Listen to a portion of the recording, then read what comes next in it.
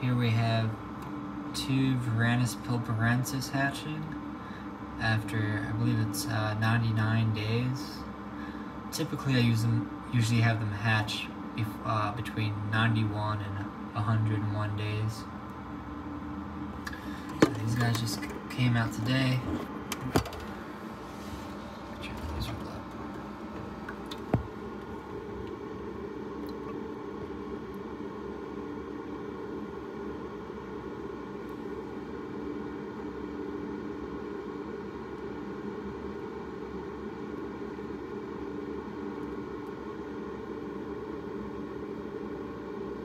Very cool.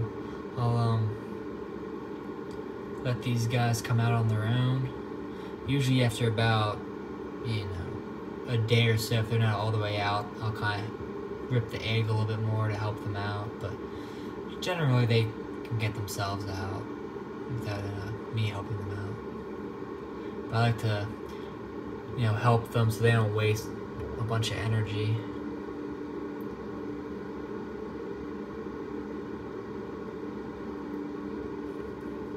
A lot of times though, they still have an egg yolk that they're trying to absorb. So right after I take them out of this sim container, I'll put them in a separate tote, and I'll leave them in the incubator for another day or two so they can absorb that yolk.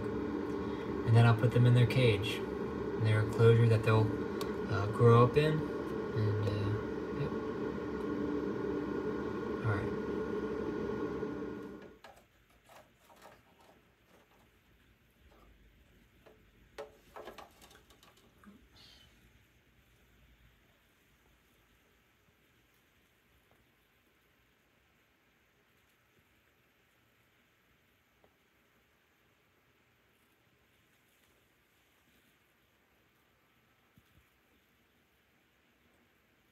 For those of you who don't know what this is a small Australian dwarf monitor from the Pilbara region, which is on the west coast of Australia. These little guys will eventually lose all this black coloration and become brick red. And there it goes. They'll get about 18 to 20 inches long.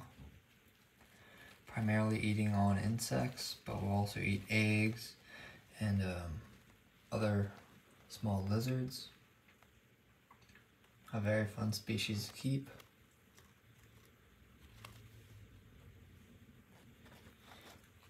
And what I'll usually do is I'll put them in this bin for the rest of the day, and I'll keep this little bin in the incubator. And then when I get home, I'll put them in their grow up enclosure.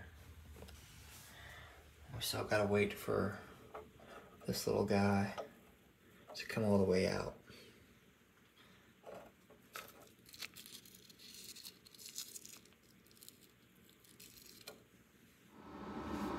Finally, the second Pilbara rock monitor has just hatched.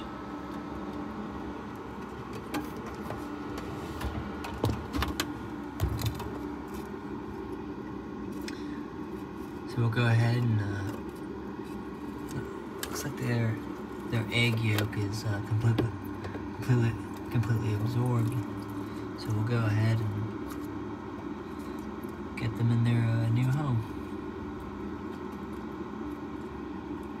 Hey, how's it going, everyone? So finally, the two Varanus pilbarensis have finally hatched. So we're gonna go ahead and put them in their temporary, the grow out enclosure. These are 27-gallon tubs, and I use these for all the Odatria hatchlings that I have. And I'll leave these guys in here for maybe up until about 8 months old, and then I move them on to something bigger. But these make for really good hatchling enclosures because they're blacked out, they really can't see you, and it allows them to just kind of focus on growing and not you kind of staring at them all the time. And so we'll go ahead and get them in.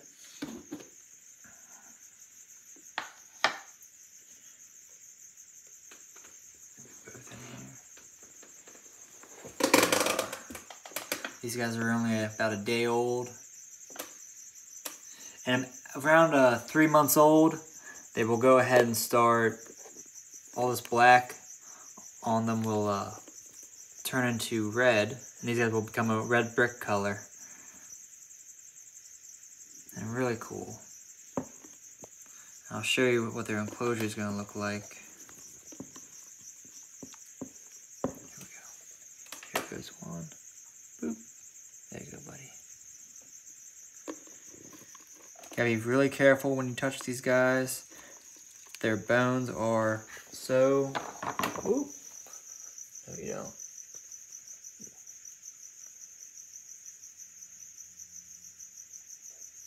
Got him. Their bones are so microscopic that you gotta be careful when you grab them.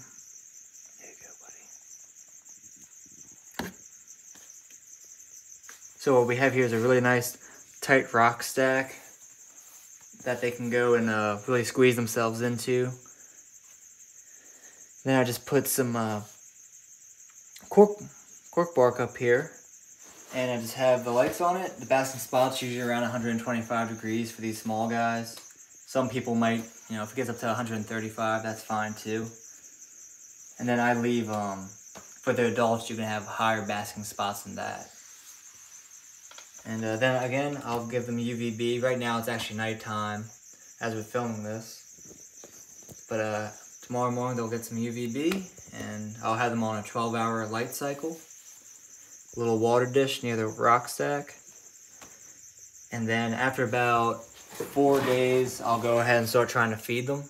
Because right now they're still kind of absorbing that egg yolk that's in their bellies and feeding off that. So I'll go ahead and start feeding them small crickets, and I'll even squish up a few. And I'll fit them right in these little rock crevices, and they'll eat those as well. So, alright, well, thank you for watching.